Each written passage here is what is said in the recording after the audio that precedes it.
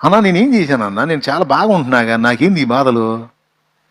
అడ్డదిడ్డంగా బతికే వాళ్ళని బ్రహ్మాండంగా బతుకుతున్నారు. నేను దేవుడిని నమ్ముకొని అన్ని మానుకొని పద్ధతిగా ఉంటుంటే అసలు నాకేందండి ఈ బాధలో? అరే ఒకటి పోతే ఒకటి, ఒకటి పోతే ఒకటే. అబ్బే ఏందో నాన్న, నాకు అసలు సుఖమే లేదు, నా బతుకంతా ఇంతే. తమ్ముడా, చెల్లి, ఒక్క మాట, లోకస్తులు బాగుంటారు నాన్న, బాగుంటారు.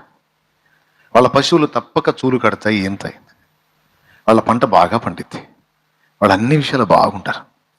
ఎందుకంటే వాళ్ళు కాలు జారే చోటు ఉన్నారు, వాళ్ళు కాలు జారే చోటు ఉన్నారు నాన్న. ఆకస్మికముగా ఆపద సంభవించి అధపాతాళానికి దిగిపోతారు నాయన వాళ్ళు. కానీ నీ పాదాలు ఎక్కడున్నాయి తెలుసా? ఆయన అరచేతుల్లో ఉన్నాయి. నువ్వెక్కడున్నావు తెలుసా? ఆయన ఏర్పాట్లో, ప్రణాళికలో, ఆయన